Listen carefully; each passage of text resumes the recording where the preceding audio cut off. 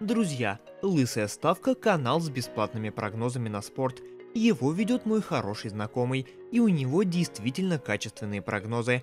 Так что если хотите подзаработать на прогнозах, вам к нему. Ссылка будет в описании. Мадридский Реал собирается подписать Фила Фодена. Барселона выбрала нового тренера. Огненная концовка в Мадриде. Карло Анчелотти грозит тюрьма. Обо всем этом и многом другом вы узнаете в этом ролике. А перед его началом я хотел бы попросить вас подписаться на канал, поставить лайк и оставить комментарий. Это очень поможет в продвижении ролика. Также рекомендую тебе подписаться на мой телеграм-канал, чтобы не пропускать наисвежайшие новости. Помимо этого, там тебя ждут футбольные приколы, трансляции топовых матчей и многое другое. Поэтому не стесняйся и переходи на канал по ссылке в описании. Экс-нападающий мадридского Реала и сборной Испании Рауль Гонсалес может возглавить Байер, сообщает Спортбилд. Нынешний наставник ливеркузенцев Хаби Алонсо, скорее всего, по окончании этого сезона возглавит один из европейских топ-клубов. Рауль на данный момент руководит командой Реал Мадрид Кастилья. По информации источника, руководство Байера составило шорт-лист кандидатов, наиболее подходящих на замену Алонсо. Список возглавил именно Рауль. При этом считается, что Хаби Алонсо останется в клубе еще на один сезон, несмотря на интерес со стороны таких грандов, как Бавария и Ливерпуль. Руководство Барселоны приблизилось к достижению договоренности о сотрудничестве с главным тренером Спортинга Рубеном Амаримом, сообщает The Independent. Отмечается, что на португальского специалиста претендуют также Бавария и Ливерпуль. Амарим возглавляет Спортинг с 2020 года. За время работы с лиссабонским клубом 39-летний специалист выиграл чемпионат и суперкубок Португалии, а также 2 кубка португальской лиги. Полузащитник Ньюкасла Жоэлинтон в ближайшее время продлит трудовое соглашение с английским клубом. Об этом сообщает журналист Экрем Канур у себя в соцсетях. По информации источника, новый контракт бразильца будет рассчитан до конца сезона 27-28. Отмечается, что на подписание игрока до недавнего времени претендовали некоторые клубы из английской премьер-лиги, серии А и Саудовской лиги. Бывший защитник лондонского Арсенала Вильям Галлас рассказал, при каком условии Челси продаст Михаила Мудрика в стан канониров. Если Арсенал до сих пор хочет заполучить Мудрика и предложит хорошую сумму, то у Челси не останется выбора. Надо будет продавать футболиста в связи с финансовыми проблемами. Непонятно, каким образом Челси оказался в такой ситуации. Клубу необходимо серьезно подумать, как решить проблемы, иначе болельщиков будут ждать новые разочарования. Приводит слова Галласа Football London.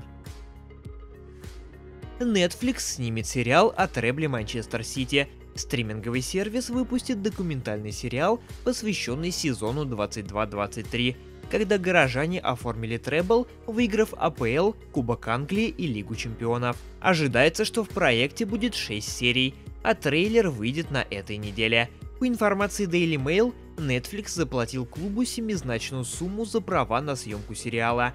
Сити станет первой командой АПЛ, сериал о которой выйдет на этой платформе.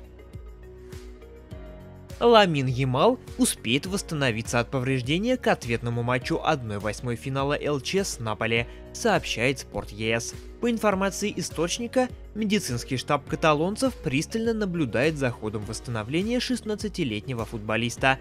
Молодой вингер может получить игровое время уже в эти выходные, в матче Премьеры против Мальорки. Фил Фоден может продолжить карьеру в мадридском Реале. Как сообщает Фофоту, мадридский клуб в данный момент прилагает все усилия, чтобы убедить игрока продолжить карьеру в испанской премьере. Ориентировочная сумма трансфера может составить 100 миллионов фунтов. Фоден является воспитанником Манчестер Сити и выступает за основную команду с 2016 года. Главный тренер ПСЖ Луис Энрике высказался о нападающем парижан Кильяне Мбаппе. Судя по всему, ближайшего будущего Кильяна в ПСЖ не будет, поэтому нам придется тестировать тактику с другими игроками, приводит слова Энрике журналист Фабрицио Романо. Также, по его информации, ПСЖ объявит об уходе Мбаппе, как только французский форвард договорится с мадридским Реалом и подпишет все необходимые документы для перехода в испанский клуб на правах свободного агента. Карло Анчелотти обвинен в налоговых махинациях в Испании. По данным Релева, Анчелотти предъявлены обвинения в 2 налоговых преступлениях, связанных с неправильным декларированием имиджевых прав в период с 2014 по 2015 год. В общей сложности главный тренер Реала сокрыл от налоговых органов Испании 1 миллион 60 тысяч евро. Сообщается, что прокуратура запросила для Анчелотти 4 года и 9 месяцев тюремного заключения. По версии обвинения, итальянский специалист создал сложную и запутанную схему, сымитировав передачу имиджевых прав юридическим лицам, зарегистрированным и осуществлявшим деятельность за границей, чтобы не платить налог на эти доходы в Испании. Нападающий Ромы Пауло Дибала может перебраться в Барселону в летнее трансферное окно. Как утверждает Давид Бернабеу Ревертер, услуги футболиста были предложены каталонскому клубу. Сообщается, что в соглашении Дибалы с Ромой есть пункт об отступных в размере 12 миллионов евро, который Барселона может активировать предстоящим летом. По данным источника, сам Дибала хотел бы продолжить свою карьеру в Испании. При этом отмечается, что аргентинец не считается приоритетным вариантом для Барселоны, но синегранатовые будут за ним следить. Наставника Болоньи Тьяго Мотту называют ближайшим кандидатом на повышение в статусе. Ожидается, что он возглавит топ-клуб серии А, но это будет не Ювентус. В этом, по крайней мере, уверен итальянский журналист Фабио Карделла. При этом туринцы уже обратились к специалисту, но тот скептически оценивает подобную перспективу. Мотто может стать отличным профилем для Ювентуса, но я не думаю, что он пойдет туда.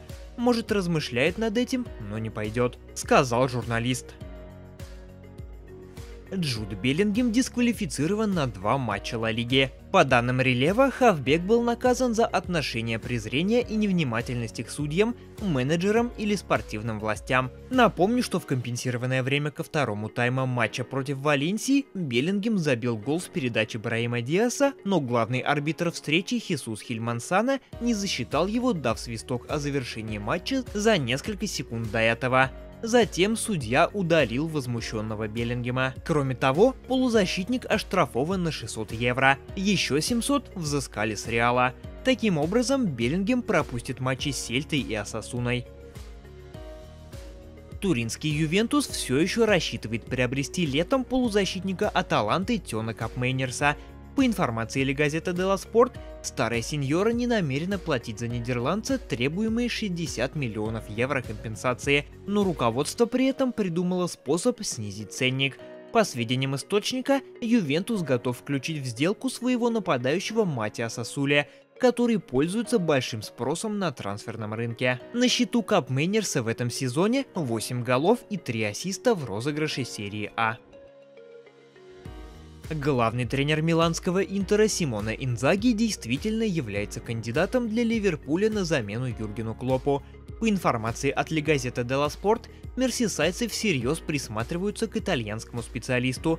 Впрочем, Инзаги в настоящий момент не горит желанием покидать Интер, в котором чувствует себя вполне комфортно.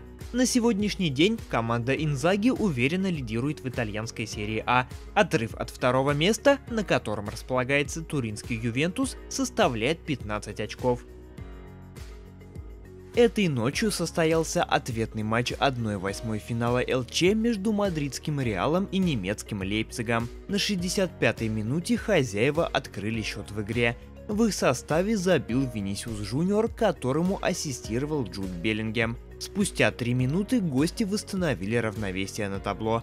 У Лейпцига забил Вилли Орбан. Этот гол стал последним в этом матче. Окончательный счет 1-1. Проход Реала в 1/4.